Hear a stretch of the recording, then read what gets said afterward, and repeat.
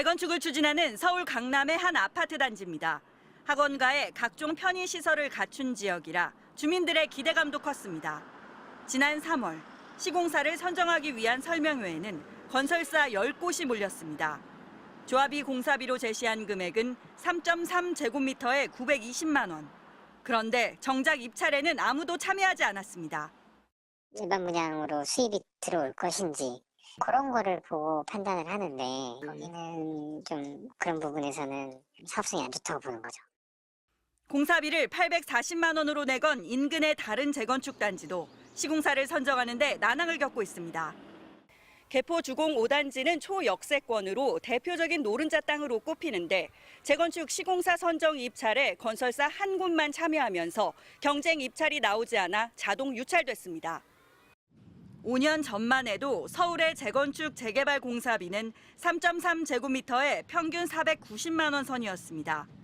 그런데 지난해 750만 원대로 급등한 데 이어 올해는 1,000만 원대까지 등장했습니다.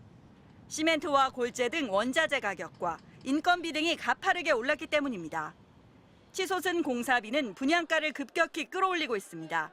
지난 4월 기준 전국 아파트 분양가는 1년 만에 17%가량 올랐는데 서울의 분양가는 26% 넘게 올라 3.3제곱미터당 3,900만 원에 육박하고 있습니다. 원자재 값 때문에 분양가격이 올라간 게 하락하진 않을 거라고 하는 불안 심리가 있어요. 기존 아파트 같은 경우는 상대적으로 싸게 느끼는 거예요.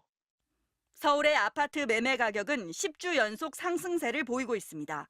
MBC 뉴스 오유림입니다. 서울 강남권에서도 초우량 입지로 꼽히는 청담동의 한 재건축 공사 현장입니다. 내년 8월까지 최고 35층 1261가구로 탈바꿈할 예정입니다. 이미 건물 절반 가까이가 올라갔는데 시공사가 공사비 2,500여억 원을 추가 요구하면서 난항에 빠졌습니다. 공사비가 최초 대비 약 70% 추가 상승한 것으로 930여 명 조합원들의 부담 상승이 불가피합니다.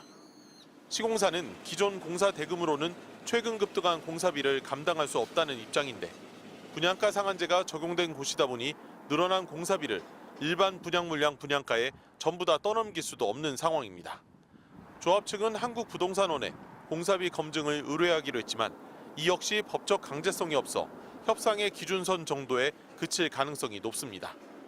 비슷한 문제가 자주 발생하자 국토부는 정비사업 표준계약서를 배포하고 세부 증액 요건을 명확히 반영하도록 했습니다. 인허가권자인 지자체가 행정지도 등을 통해 정비사업 표준공사 계약서의 사용을 적극 유도할 필요가 있습니다. 황금알로 불리던 서울 강남권 재건축도 궁지에 몰리면서 강북권과 지방 재건축 단지는 더 큰 타격을 입고 있습니다.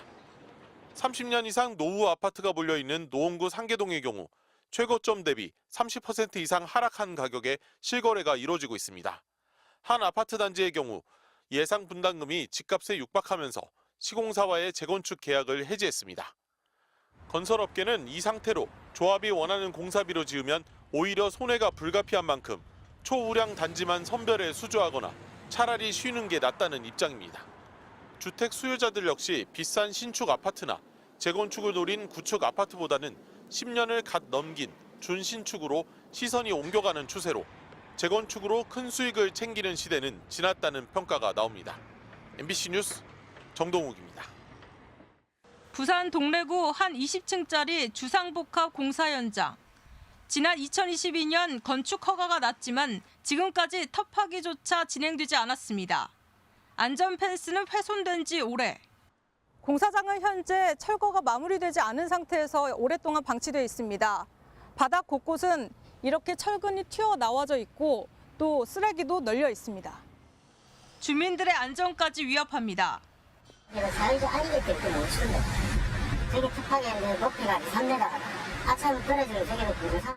부동산 경기 침체로 PF 대출이 막히고 건설 자재값마저 오르면서 삽조차 뜨지 못한 겁니다. 2022년도 같으면 600, 650에 건설이 가능했는데 지금 현실상은 600에 할 수 있는 시공사가 1군도 그렇고 3군까지 없어요, 솔직히.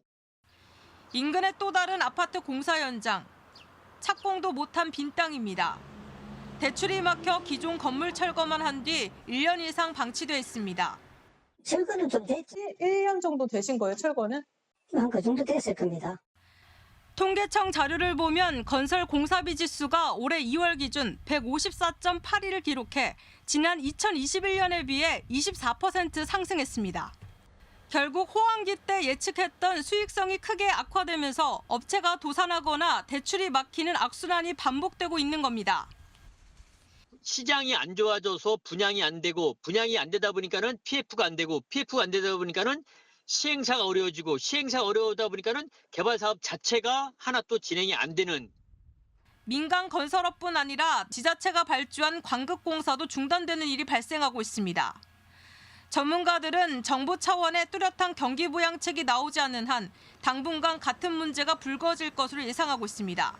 MBC 뉴스 정진명입니다.